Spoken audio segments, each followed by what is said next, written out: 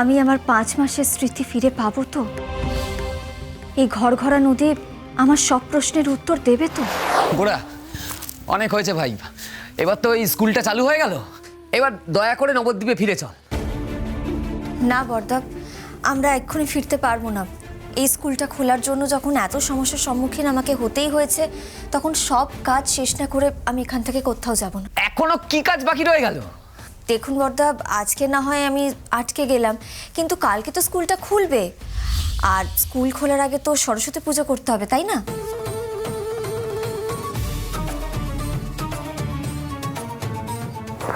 পুজো হবে?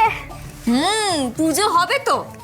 আজকে পুজো হবে, তারপরে খাওয়া দাওয়া হবে, আর কাল থেকে শুরু হবে পড়াশোনা।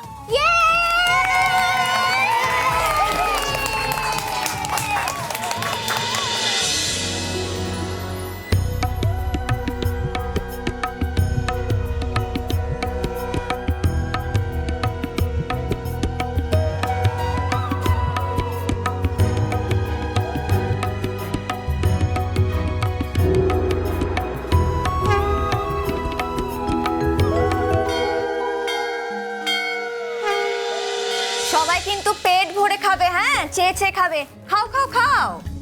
খাও খাও খাও, ভালো করে খাও, খাও খাও খাও খাও। তোমরা আজকে এই মরুভূমিতে এসে একটা মরুদ্যান তৈরি করে দিলে। আমার বিশ্বাস স্বয়ং মেধা দেবী তোমাদের এখানে পাঠিয়েছেন।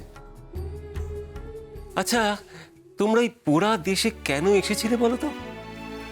আসলে মাস্টার মশাই, বিগত 5 মাসের স্মৃতি আমি হারিয়েছি, আর আমি ওই মেধা স্মৃতিসূত্র একটা বইতে পড়েছিলাম যে এই গ্রামে এসে কেউ যদি কপোতাক্ষ নদীর ঘাটে মেধা দেবীর ব্রত পালন করে তাহলে নাকি জল স্থির হয়ে যায়। কিন্তু আমার কথা কেউ বিশ্বাস করেনি, কিন্তু কত কথাই তো সত্যি হয় বলুন। আসলে মাস্টারমশাই, চিকিৎসা বিজ্ঞানে আমাদের সমাধানের কোনো পথ দেখাতে পারেনি, আর তাই আমরা অলৌকিকের পথই বেছে নিয়েছিলাম।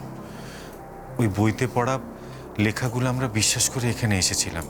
ওখানে লেখা ছিল যে কপোতাক্ষের ঘাটে যদি কেউ ঠিকভাবে ব্রত পালন করতে পারে তাহলে সে নাকি তার স্মৃতি ফিরে পেতে পারে, কিন্তু আমাদেরই দোষে সেই ব্রত আমরা সম্পূর্ণ করতে পারিনি।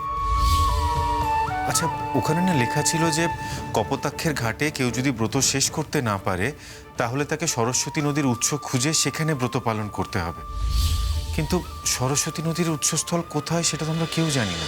তোমাদের দিয়ে মা সরস্বতী যখন এত বড় একটা কাজ করালেন, তিনি কি কৃপা না করে থাকতে পারেন? অদিতিয়া মা, তুমি তো শুধু একটাই লোককথা পড়েছো, কিন্তু আরেকটা লোককথাও যে আছে। ফুলগ্রামের থেকে 30 কিলোমিটার দূরে পশ্চিমে ঘরঘরা নামে মা সরস্বতী নদীর আরেকটা শাখা আছে। হ্যাঁ, আমরা পড়েছি, লোককথায় শুনেছি যদি কোনো মানুষ তার স্মৃতি ফেরাতে চায় তাহলে সে এই ঘরঘরা নদীর ঘাটে অশ্বিনীদয়ের ব্রত করতে পারে। অবশ্য সেখানে গিয়ে কিভাবে সে ব্রত করতে হয় সেটা অবশ্য আমার জানা নেই। মাস্টারমশাই, আপনাকে না আমাদের ধন্যবাদ জানানোর কোনো ভাষা নেই। আপনি যে কি উপকার করলেন আমাদের। মাগো, আবার একটা নদী, আবার একটা সার্চ। আমি আমার 5 মাসের স্মৃতি ফিরে পাবো তো? এই ঘরঘরা নদী আমার সব প্রশ্নের উত্তর দেবে তো?